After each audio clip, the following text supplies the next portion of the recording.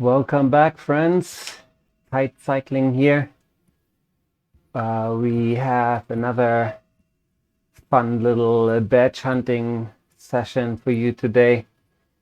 We are in France and on a course called Roule Ma Poule. I don't speak any French, as you can probably tell. By the way, I butchered that name. Or butchered that name. But anyhow, we are in for about 26K, 250 vertical meters. And although it seems like we are disconnected right now, I'm pretty sure it will work itself out and hopefully reconnect.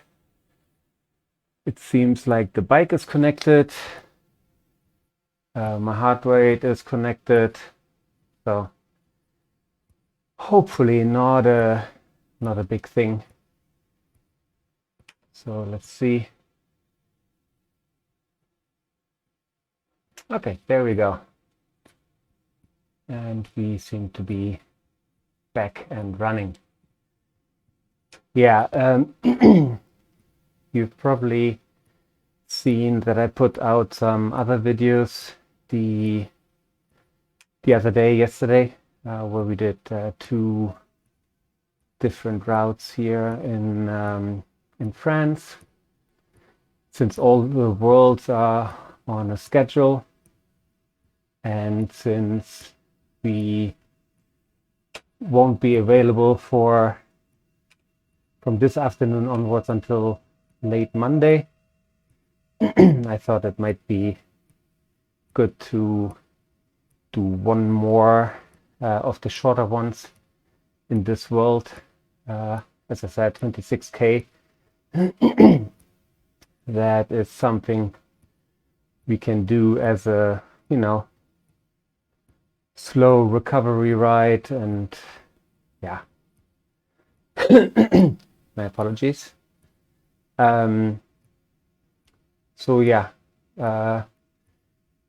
Hopefully there won't be any disruptions. Hopefully we'll get our route badge at the end, which is of course why we do this, other than getting the exercise in and getting the vertical meters and distance kilometers under our belt.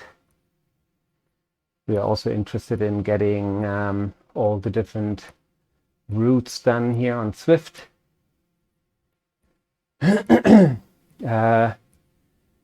France there are, I think, after this one, there's still 3-4 routes that we haven't done yet. La Reine, Ventop, both of which have significant climbs in them. They're both more than 1,000 vertical meters. La Reine, I think, is about 1,200, and Ventop in total, I think, 1,500 or more than that. And then there are, I think, 2 rides of somewhere in the mid 40 kilometer distance and some 400 plus vertical meters. And I think one additional one with some 60 odd kilometers and 500 or 600 vertical meters. So there will be some more to be done in the future when we come back and when France is again available. But for now, let's just enjoy this ride here through the countryside in what seems to be southern France. Very beautifully made. All the flowers on this side of the road. We seem to be having luck with the weather, which is nice. And it's certainly much nicer than the gray and minus 10 degrees that I have here at the moment outside. yeah, that's one of the many benefits of Zwift. You can get on the bike pretty much whenever you feel like it, and you stay warm, you stay dry. So yeah, very nice indeed. All right, let me just put on some music for myself. Here we go. And of course, let's give some ride-ons.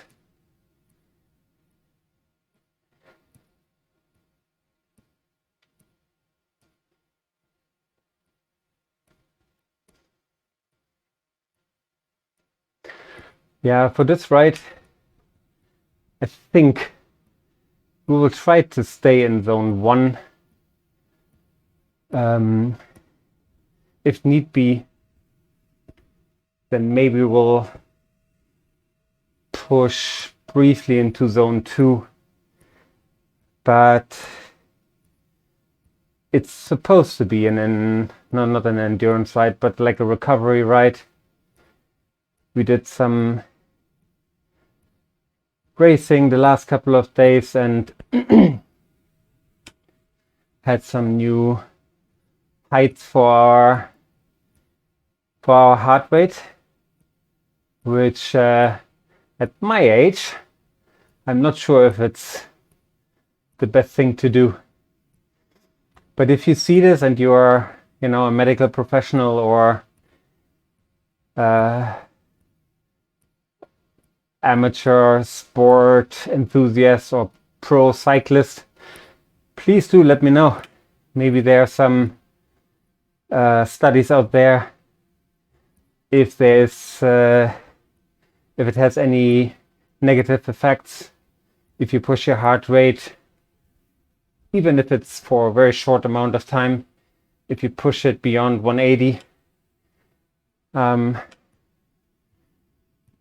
maybe there's something that is wrong with this. I used to do lots of endurance sports. Used to do speed skating many years back. And it was probably the fittest I ever was. Now I've been doing a lot of biking and, well, not so much in recent years, but before I was living in China, I was doing quite a bit of biking. And then when I came to China, I focused mainly on playing badminton, which is very different to this endurance that you would need for things like biking or speed skating. But about half a year ago, I invested in a stationary bike. I bought the Wahoo Kicker bike, and I'm very happy with it. Yeah. And yeah, now it's back to like endurance riding. And my resting heart rate is about 50 beats per minute at the moment. It actually came down over the last couple of weeks and months. When I started biking, it was maybe 56, 57. And yeah, when I now see my 7-day average is actually 49. But no, sorry, my 7-day average is 51, with the lowest values being 49 and slightly below. And so we also had some medical issues in the last 3 weeks, having caught COVID at the beginning of the year for the second time. that took us out for some time, and then last week had some weird stomach bug that caused some discomfort, to say the least, and led me to have to go to the hospital. And yeah, since I have a doctor that I really trust about 2 hours from here, I drove to Beijing and went to the hospital, and then decided to stay a couple of days in Beijing. And so there was no biking there. But during the time, or after the time, when coming back and then starting to bike again, it seems like the resting heart rate went actually slightly down. So again, if there's any one of you with some professional advice as to how good or bad it is to go in those red zones, for how long, there seems to be an age component to it, but there's probably also lots of genetics. And on Zwift Power you see sometimes people even slightly older than me pushing more than 190 beats per minute. So yeah, not sure. And I've never done professional sport evaluation tests, getting all the values of lactate threshold and max heart rate, and so I've never done that. So any advice around all these questions, please do let me know. I'd be very interested in that, especially since most training models seem to rely on at least some of that data, like HR max and resting heart rate, to define your heart rate zones, and yeah, to some extent aerobic and anaerobic workout zones. Yeah, I'm sure there are other parameters playing a role in there as well. But yeah, any information about this is welcome. So leave a link in the comments below if you have some papers or some web links that you deem suitable for this discussion. That would be really, really nice. And thanks in advance.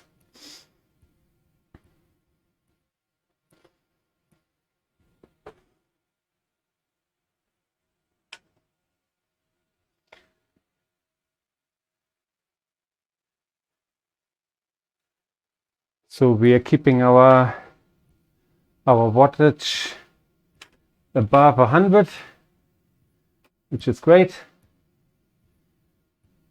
And our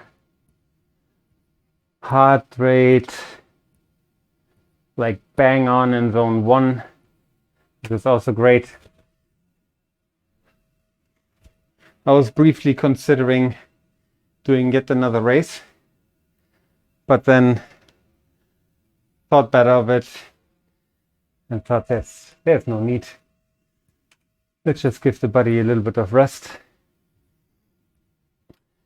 Probably going for a nice massage tomorrow with a friend, and really looking forward to that. Having some good food, enjoying life a little bit before then on Monday work starts again with the new lunar year, 2023, the year of the rabbit, has started a couple of days ago. I think we're in day 5, maybe 5 of the new year.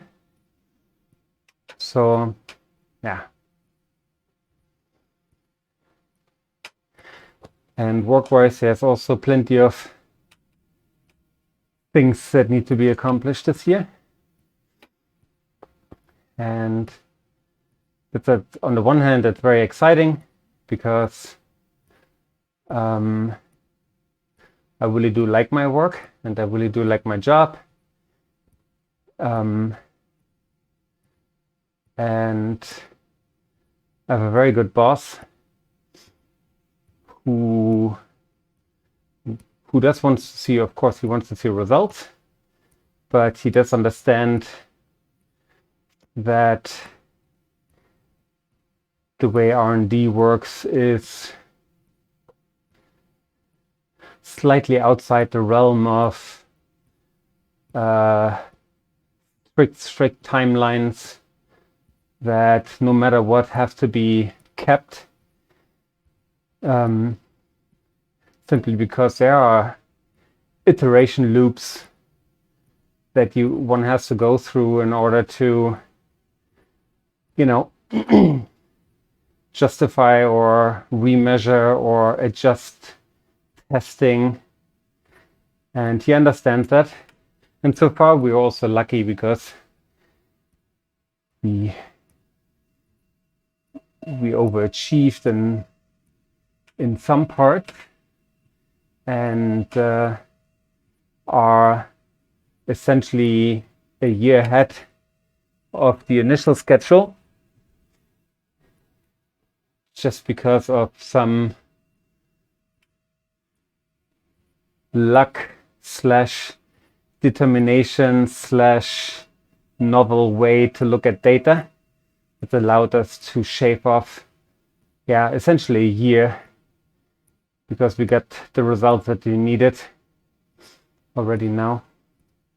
But then there are other things when, you're relying on different departments, or when you are relying on facilities to be ready or anything like this, where there's maybe a slight delay. And so he is understanding of these circumstances, which makes it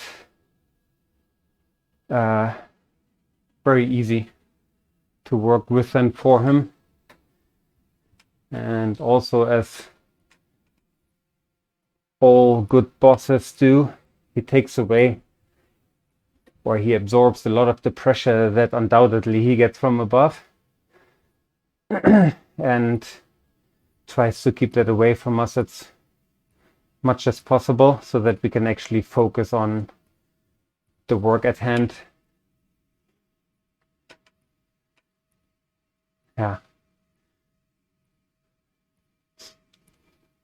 Yeah, it is slightly surprising that such a good boss exists here in China, because the way things work in China is very different to most Western countries that I've worked in. And I worked a couple of places, from the US to the UK to Denmark to Germany. And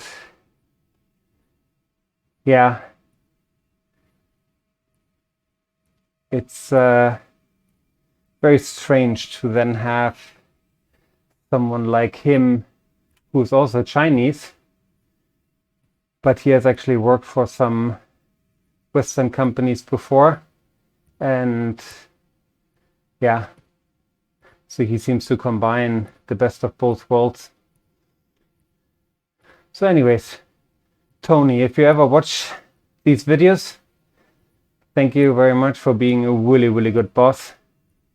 I highly appreciate you, and can't thank you enough for all the work that you are doing and the help that you provide to all of your minions to do their job to the best of their abilities. So thank you.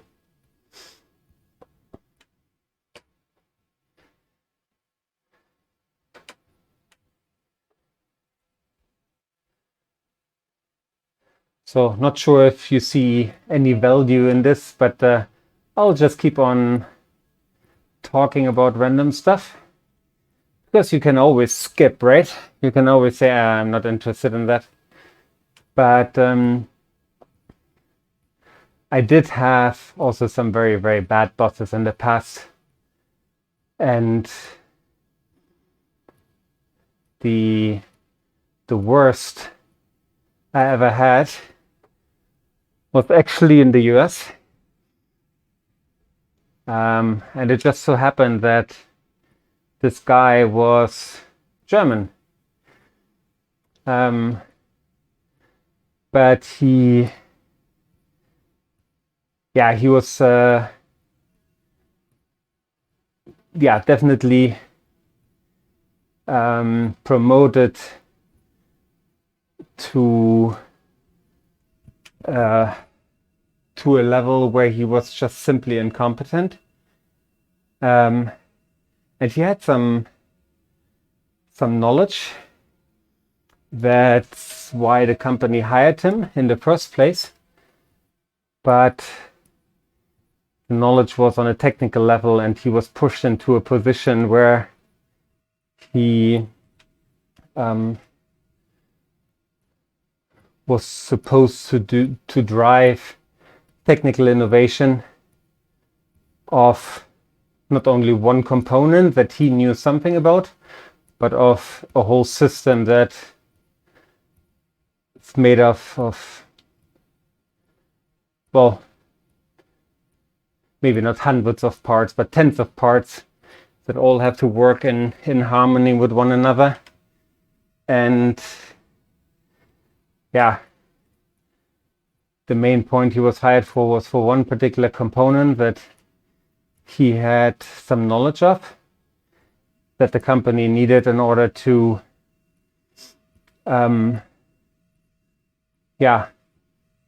to build something successful. And yeah, smartly enough, he negotiated well, got a VP position in the company, and but then was also required to fulfill managerial responsibilities. And for that he was simply ill-equipped, but ill-equipped to the point where he just made people miserable. And I understand that there's, pressure at work, and that there are different styles of how people lead a team, and some maybe go from a friendship angle. Some might separate that completely and say, no, look, I'm responsible for this, I'm the boss, and you're one of my minions. But he never seemed to have found his way, always trying to be friendly with people, but also really liking the fancy title he got with VP, and letting everyone know that he's the one in charge, to the point where he was not only making people miserable at work, but also actively prohibiting the success of the team by deciding things due to his position, where the majority of a very, very smart team, and I don't include myself in that, but knew that this was wrong and that it needs to be going in a different direction, but simply because it was not his idea, yeah, decided, nope, this is not how we're going to do this. We're going to do that my way. Yeah, funny character. And it actually came to the point when, yeah, he was essentially threatening people, to the point where they were afraid of, their existence, their income. Yeah, just a horrible person. So, funnily enough, he after he was eventually kicked out of the company, because they essentially got all the knowledge that he had on this one component, and saw that other than that he was really useless. He was thrown out of the company, and then bounced around some odd jobs, and then started making his own company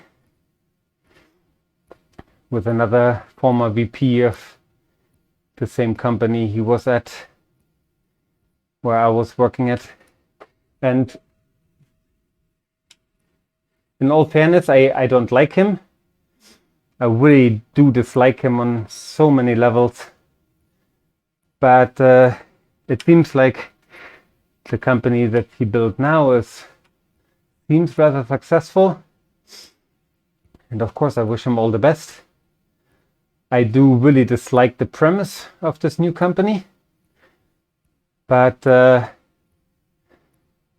because I think it's essentially taking a process that makes something that is very traditional, where people buy something because of the aging, because of the wisdom that goes into making this particular product. And he found a way to accelerate that process by means of, I don't know, playing around with temperature, with different pressures and whatnot, in order to speed up the process. And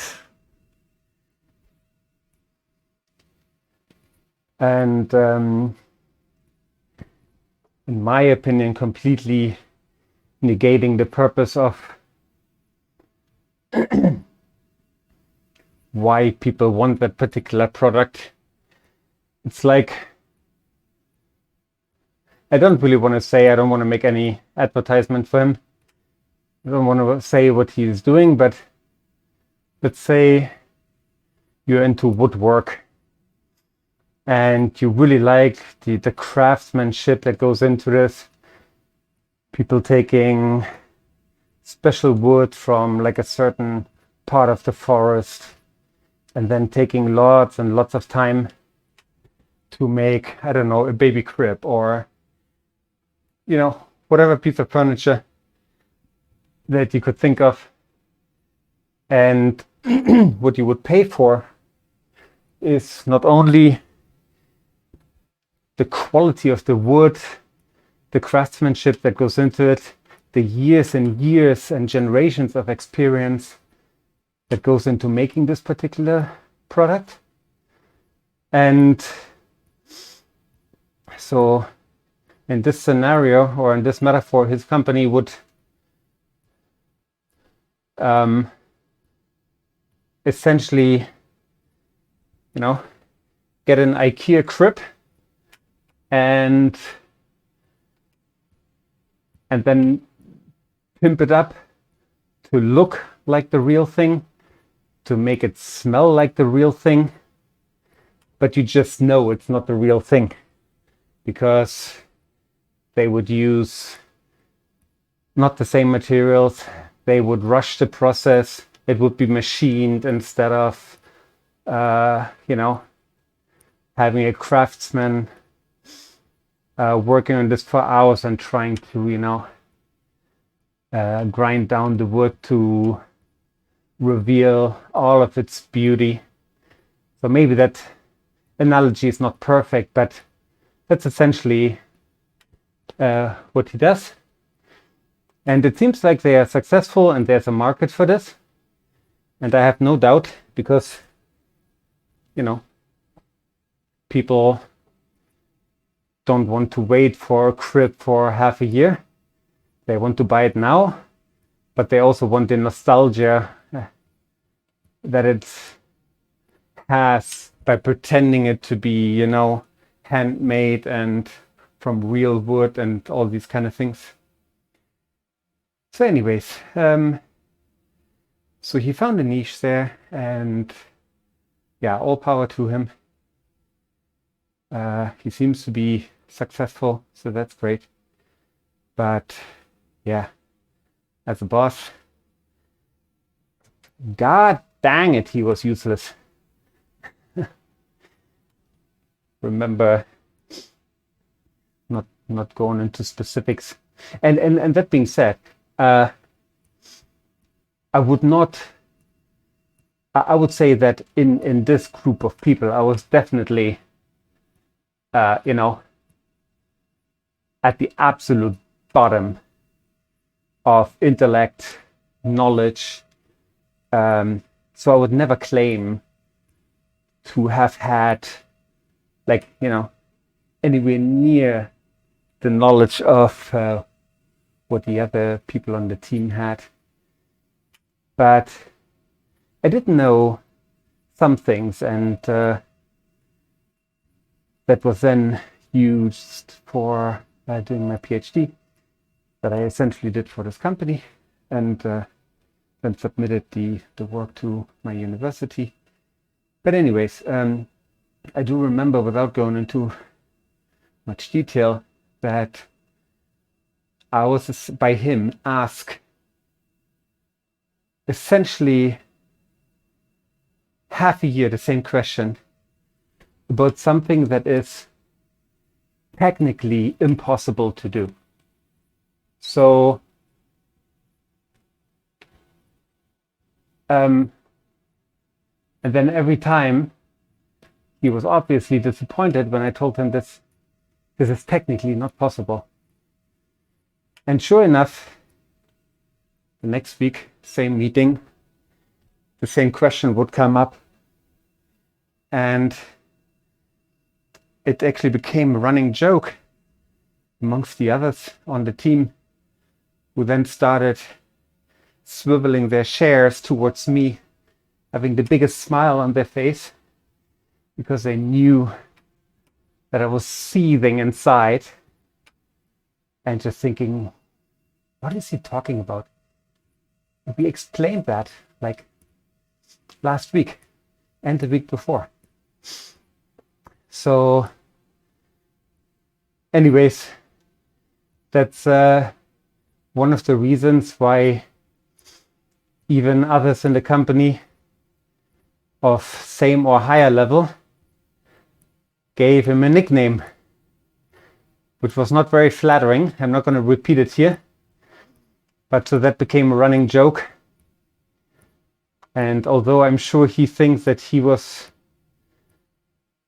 the big kahuna, he really wasn't. And yeah, he was often made the laughing stock of the team. Anyhow, so that's how things can be very, very different.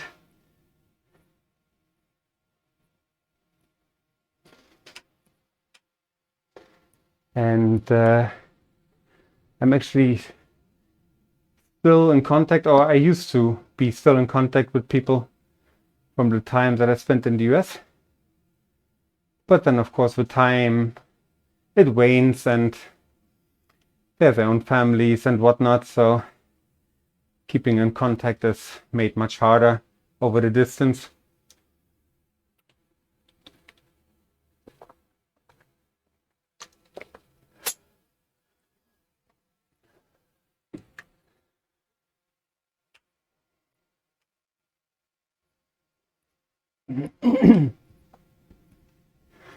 And of course, it's not the distance only, but I used to travel back to the US quite regularly, which was mainly because I used to be married to an American girl. And so we went back quite often, see her family, see some friends. But I've been divorced now and separated for a long time. So that is not a reason for me anymore to, there's no like family reason or anything to see people in the US. And of course, it also hasn't been helped by the fact that there was like this pandemic. I'm not sure if you're aware of this, but it seems like the world came to a standstill in essentially 2020, first quarter, when the pandemic spread over the world, and living in China also meant that it was very, very tough to travel in and out of the country.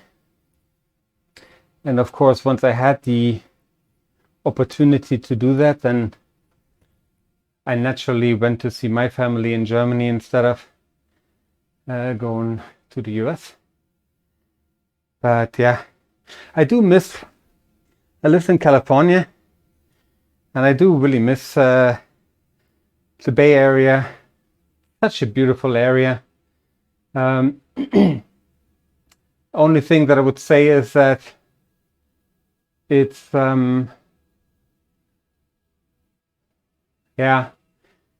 it's quite pricey to live there. And the salaries are certainly good, but if you were to make, let's just spit out the number, $150,000 a year, then this would take you a long way in most other states. But in California, it's going to be very tough because housing is very, very expensive.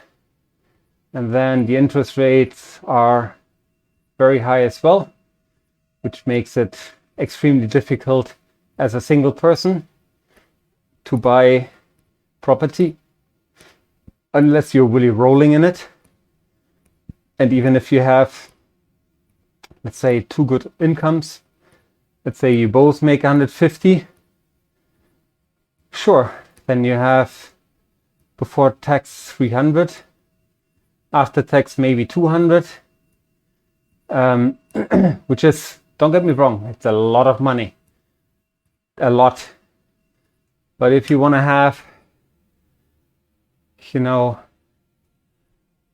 like a nice home with maybe a little yard and maybe a good neighborhood, I don't know, 3 million. So, and then it's also very hard, even with, let's say, 200,000 after tax, to make that happen. So, but anyway, it's still a very beautiful area, and I do miss the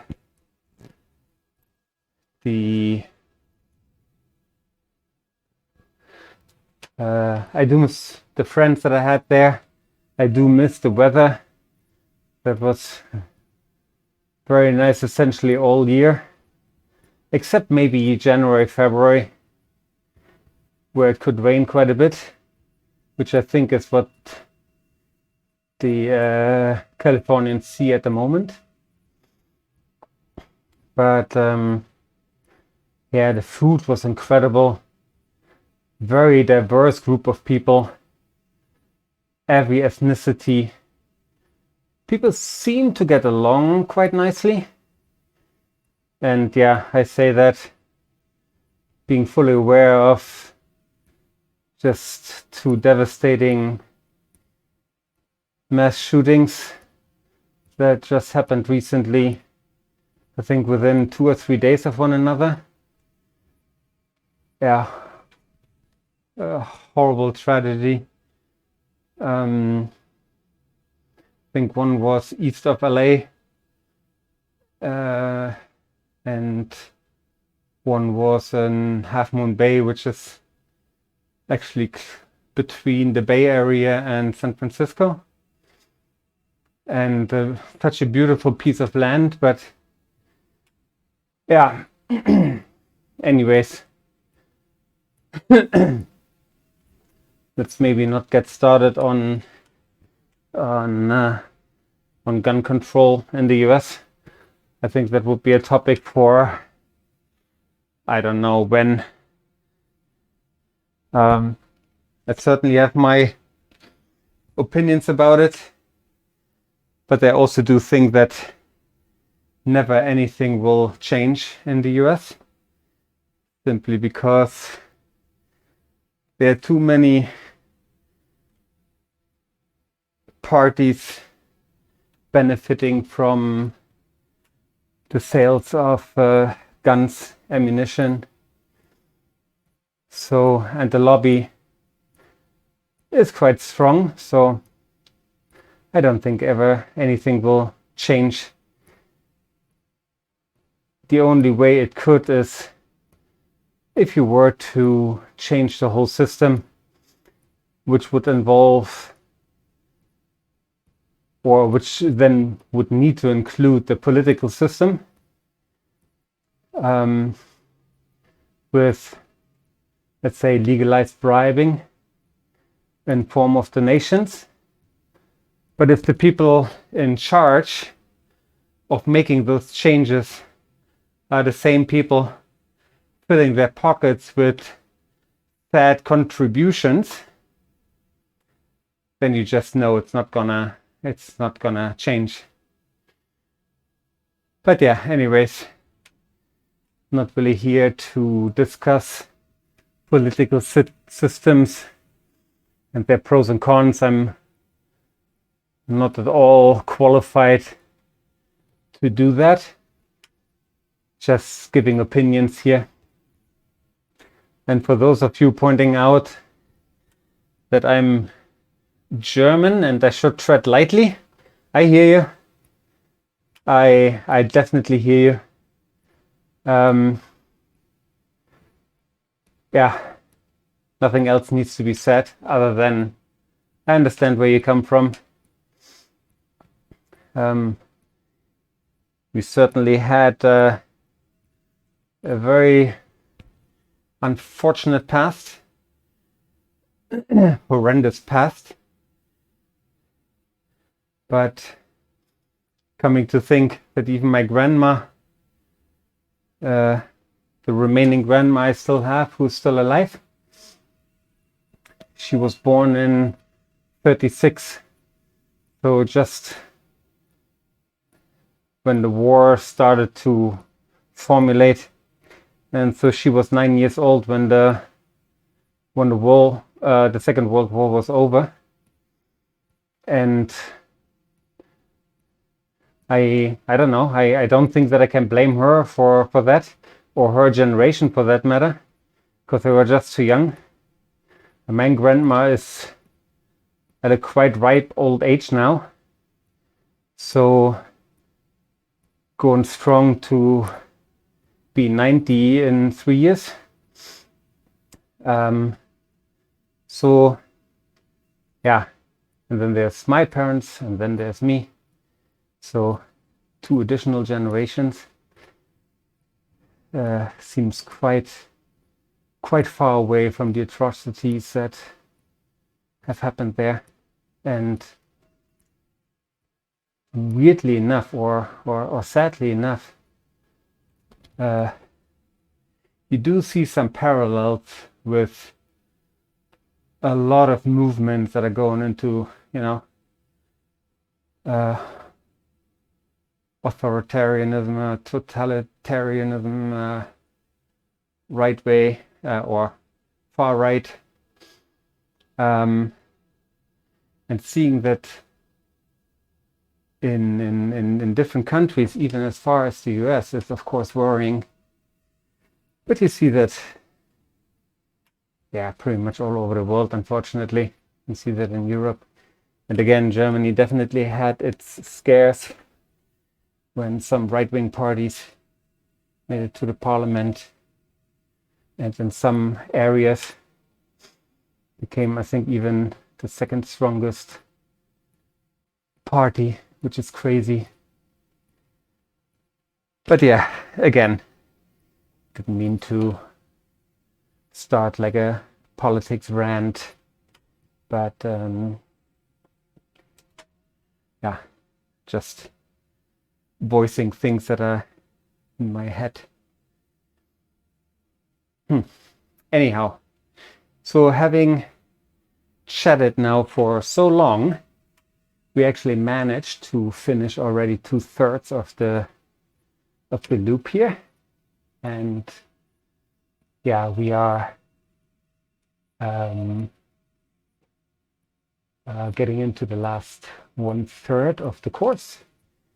8.5K left. And since we have done, let's say, 47 minutes, so half of that on top, let's say 23, 24 minutes, so 1 hour 12. Also a very nice time to have a recovery, right? Anyways,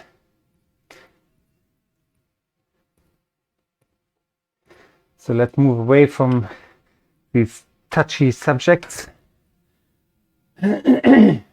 Unless this evolves into kind of like a podcast style, where maybe having some other friends on, discussing things happening in the world, biking at the same time, having some banter, some friendly back and forth, sharing some dad jokes. I'd be up for that. I would actually say that this is probably what I'm best known for in the Cycle Nation rides. That I always have hundreds of dad jokes available that are then going to be shared in a chat.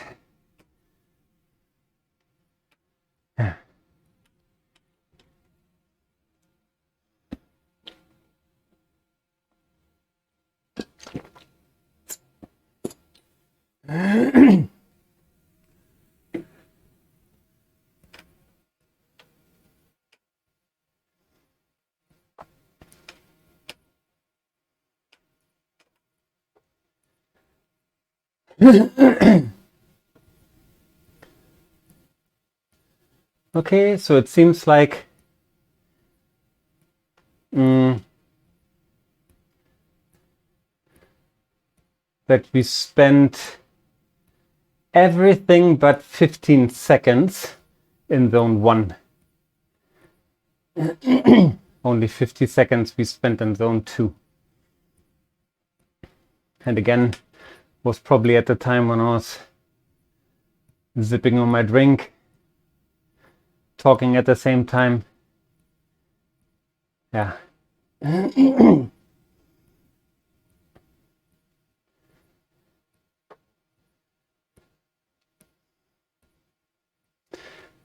So we already have done 154 vertical meters. And if I remember correctly, that would leave about 100 vertical meters for us to still overcome.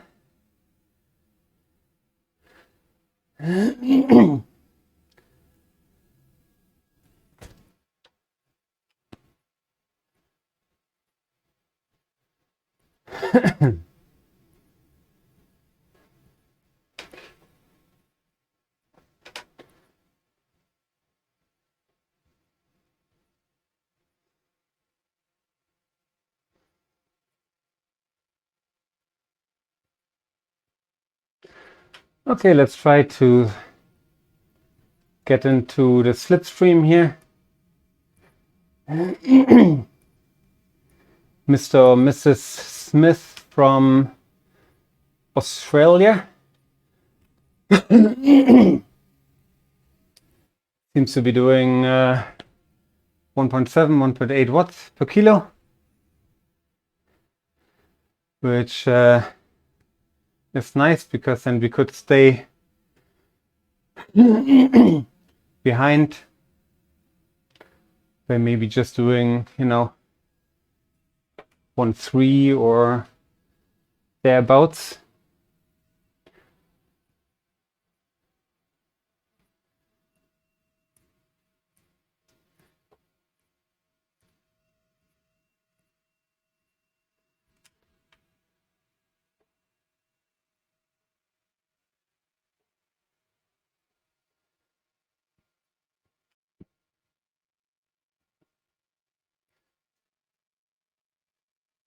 Okay, 20K done.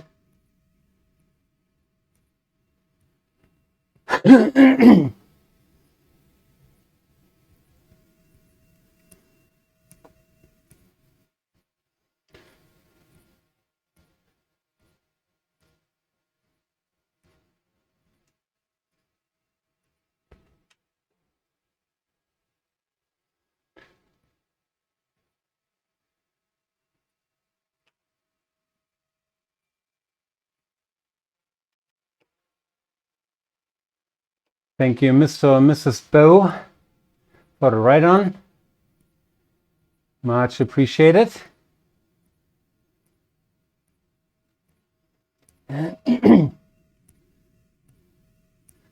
Yeah, I think Mr. or Mrs. Smith got a little annoyed with us sucking on the wheel as he or she kind of like sprinted away from us. Maybe they also had some issues because now they completely disappeared. Anyways.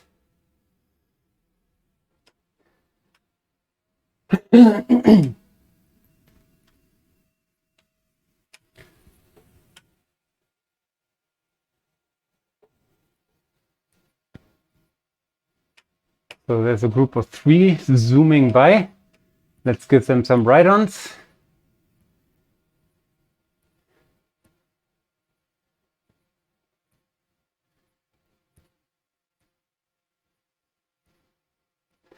And it seems like Mr. or Mrs. Smith is again behind us somehow, catching up with us now.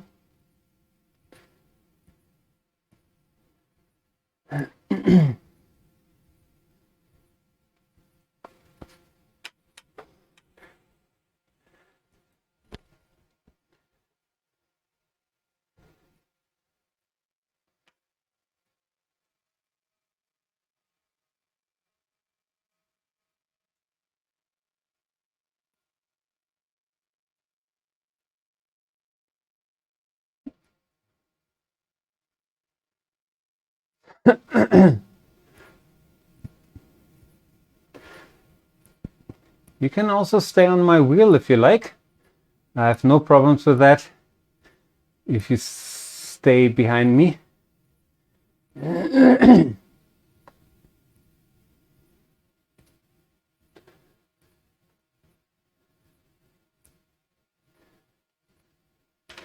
Let's give you a ride on.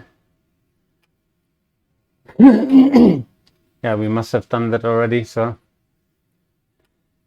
it didn't take.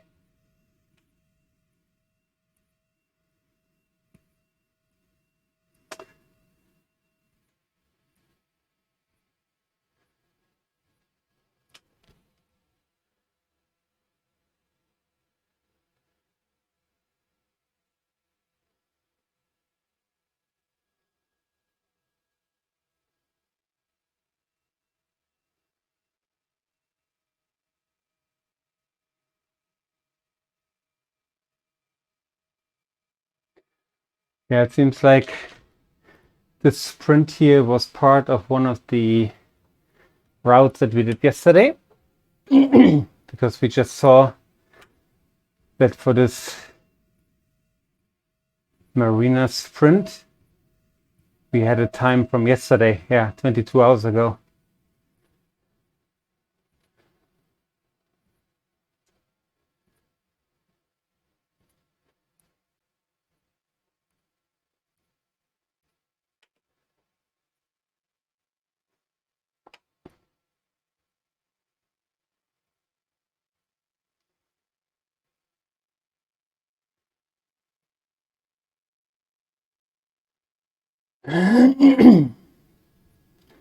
Okay, we seem to be coming through here at below 40 seconds, which should be a personal best. But as you can tell, we didn't push at all. We were just, yeah,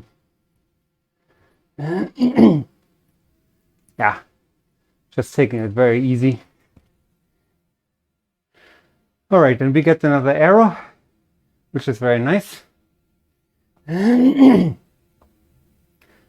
I do think we'll probably do this climb again. Yeah, there you go. Because it's only 3.5K left. And we're still missing 100 vertical meters.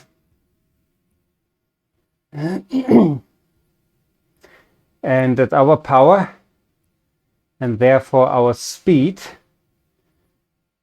there's not going to be any benefit of the arrow on the climb.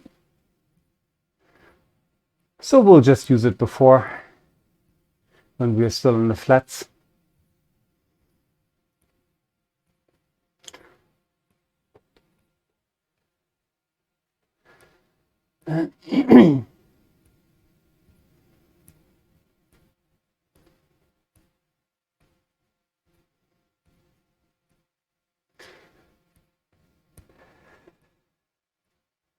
Which also means that if it's a summit finish,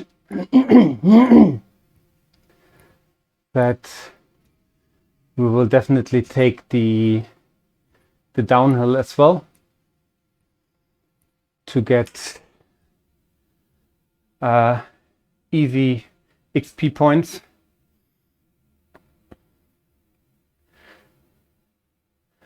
Where we don't have to pedal, but we still accumulate points quite quickly because it's going downhill. So let's just say we use it now, because I'm really not aware of how the course goes. It seems like to slightly kick up.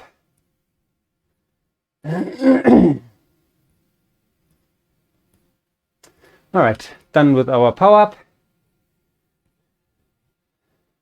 And now it's all about grinding up the slopes here.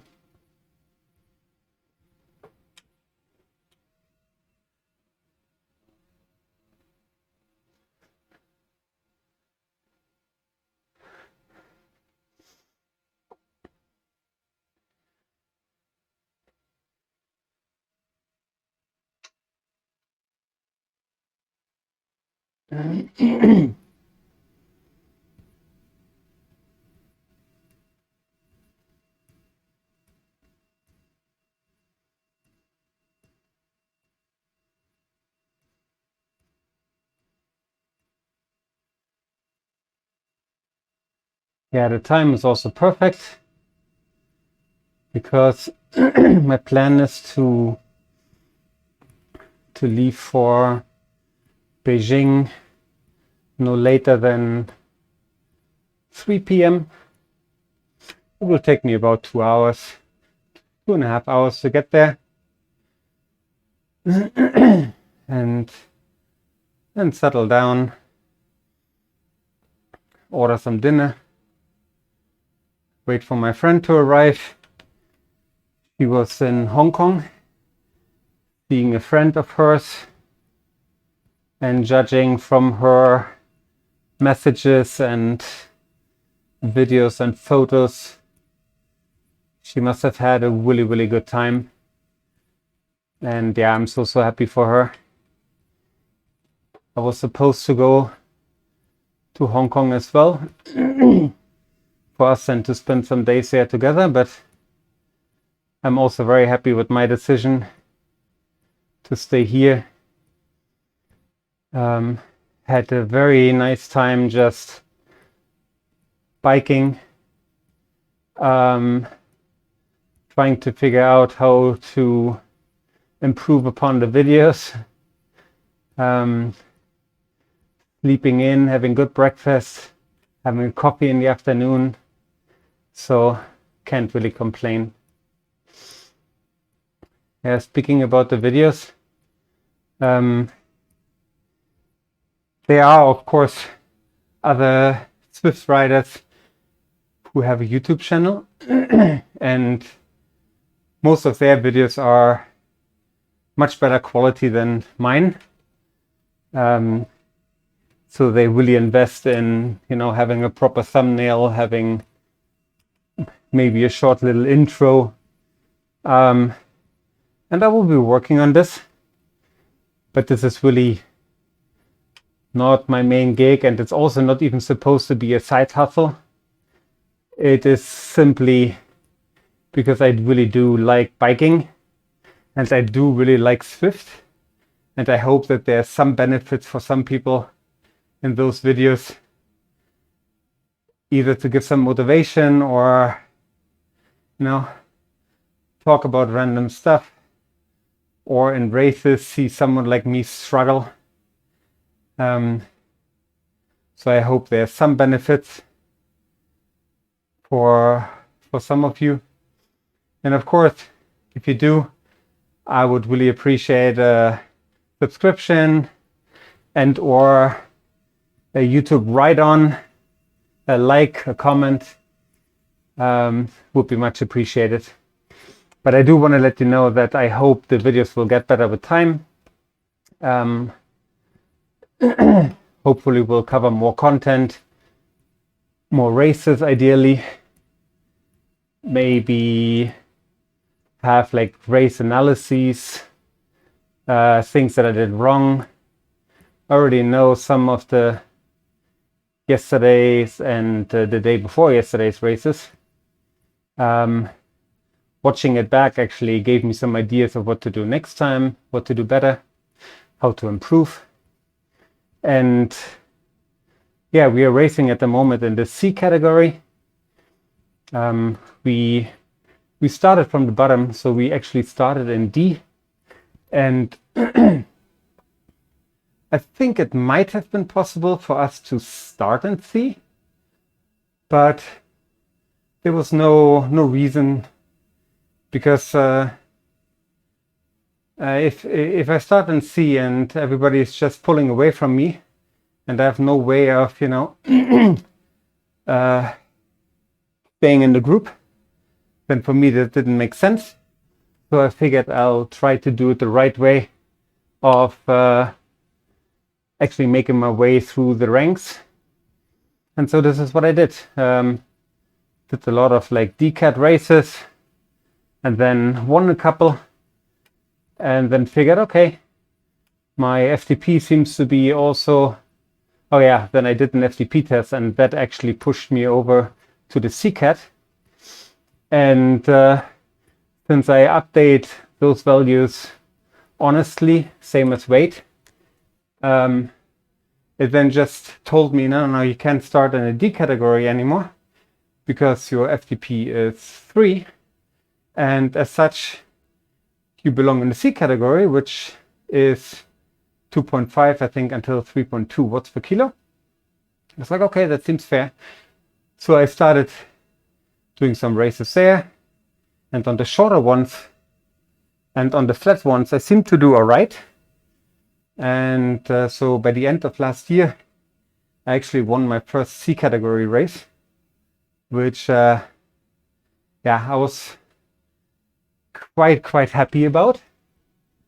And oh, I think Jay Slubbert, who just overtook me, I think is the husband of a lady I used to usually bike with in Cycle Nation. Anyways, shout out to the South Africans and the Cycle Nation group. Hope to see you again soon. All right, where was I? Yeah, so I then won my first C category ride. It was a criterium, very short and punchy, I think 5, 6, 7K ride, relatively flat, just one little kicker of 15, 18 meters or so per lap, and there were 4 laps, I think. And yeah, I was able to stick with some A and B cat riders, and the group thinned out until I knew there was no other C cat rider in front of me. And then I was very happy, because then I could let the A and B cats go. And I saw that on the map the next group of people was so far behind me that there were no worries of them catching me. And so I won my first C cat. And yeah, that was really nice, also because it was really the last race of last year. And yeah, so the plan for this year then became, well, first to continue with the C category, because I do not think that just because we podiumed 1 or 2 or 3 races in the C cat that this should mean that we should just try to move up to the B cat. So for me, the more important thing is to, of course, improve upon FTP, endurance, absolute power, and get the weight down. Hopefully this will continue to happen. We already lost some kilos this year. Not all of it voluntarily, I might add. So the stomach bug certainly helped. But yeah, anyways, so we try to continue to do some C category racing, and hopefully by the end of the year, or hopefully by the middle of the year, move into the B category. And by the end of the year, we hope to be, kind of established in the B category, to maybe push for top 20%, maybe podium on some rides, maybe even win 1 or 2 rides. But yeah, that's for later this year. So for now, I don't really care what category is in front of my name or after my name. All I care for is, getting stronger and better with time, and improving general fitness, getting healthier, leaner, and the rest will come automatically. Once these things happen, I of course hope for some more tangible results, like going up the Alpe d'Huez Zwift. The goal is to do that in sub 60 minutes at some point this year. Thank you, Campanale, for the ride-on. Much appreciated. Yeah, so hopefully this will happen before the end of the year. One of the next videos I will probably make is about the workout that I custom made for me to beat first 80 minutes, then 75 minutes, and then to some extent 70 minutes. For those who have seen the video before, my apologies for repeating myself, but I made a workout that should bring me below 70 minutes up to Zwift. And so I was on a good way to beat that. And then my bottle cap came off. After I drank, I refilled the bottle, put it aside, it fell down, and it was leaking Gatorade. And so I stopped riding. I saw that the time stopped. So I figured, okay, I can get back on the bike when I'm done cleaning. And so I did. And then I realized that, you know, some clothes were dirty, so I changed those. Then I saw that there was still something around the electrical wiring, the extension cord that's laying on the floor. So I got up again and cleaned that.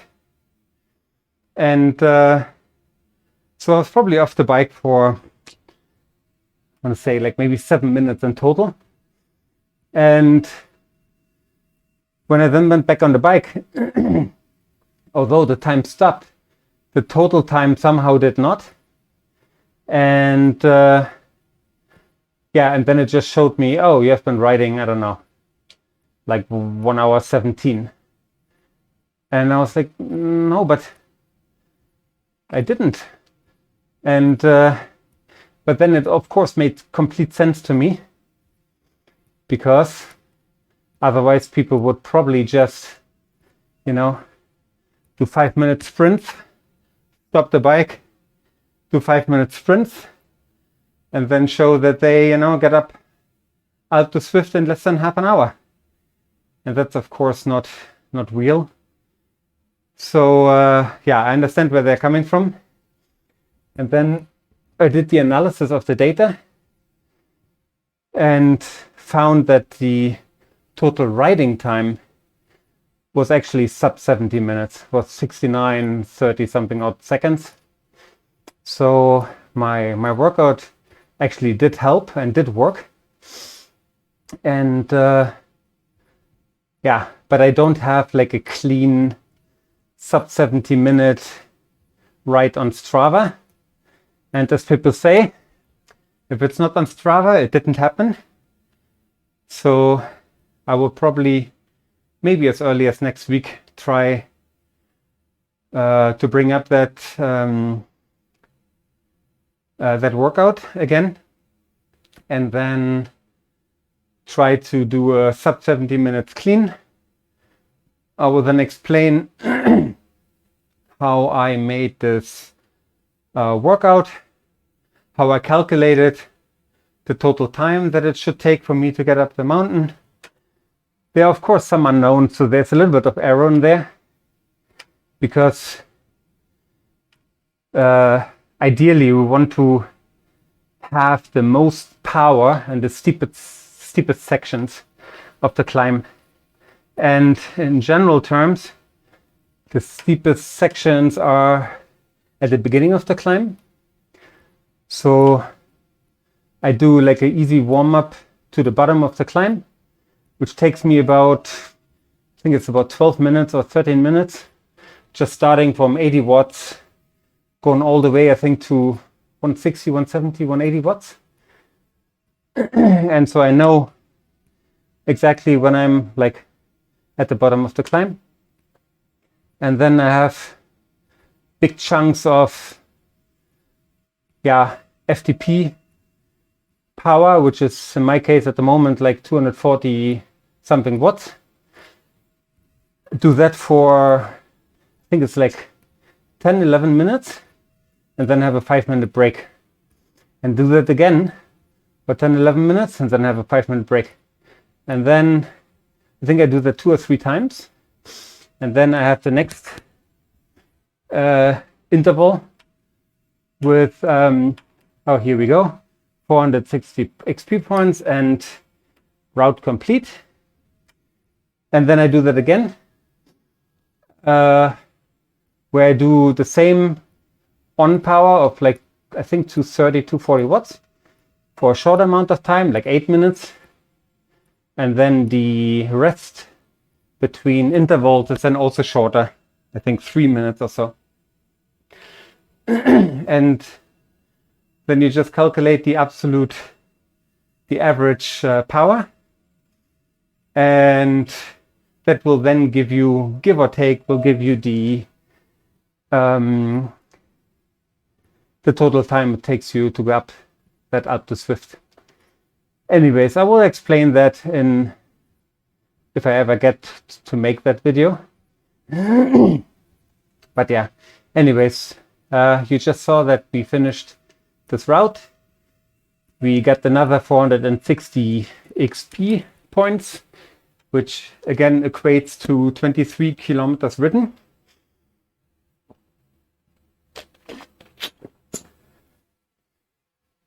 So we don't have to ride those. We essentially get that for free. And now we are just enjoying the downhill, where we'll accumulate some more XP. And I will probably stop at like, I think 29k should be enough. We'll see when it bottoms out here. I of course want to take all the downhill. Want to take that to the bank. But you also know that I do like my prime numbers, and 29 is a very nice prime number. So let's see if we are still on the downhill slope at kilometer 29. If so, then we'll continue. If not, then we'll just stop at 29. Anyway, it's a very nice route as well. Highly recommend you do. You can see we did 263 vertical meters. Have been riding so far like an hour 18 at very low power. Essentially doing a recovery ride. Yeah, highly recommend you do that and enjoy the landscape here. Just looks very stunningly beautiful. Also very diverse. You know, those rocks here, and sometimes you're close to the water, sometimes you're climbing, sometimes you go through fields of flowers. This here on the right seems to be a winery. Yeah, it's just beautifully made.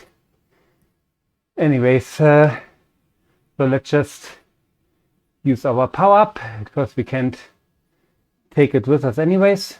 And we missed our chance of stopping at 29.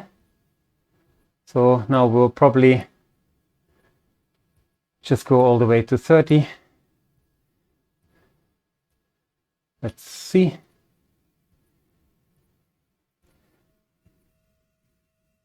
But yeah, so I do recommend checking out France.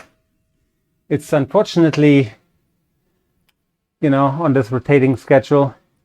I wish that Zwift is allowing people to go to any world at any time. I'm not sure if this is a server issue, or if this is just bandwidth, or if there's like a technical limit that prevents them from offering that. I'm pretty sure people would appreciate that quite a bit if they were able to use any route at any time. Weirdly enough, if you schedule a meetup with a friend, I think you can choose from any ride, even if it's not on the actual schedule at the moment. So now we're having France and Paris, besides Vatopia, which is always on. But meaning if I want to go, I don't know, to London right now or Yorkshire, I could if I do a meetup there with a friend. So technically, it doesn't seem like there's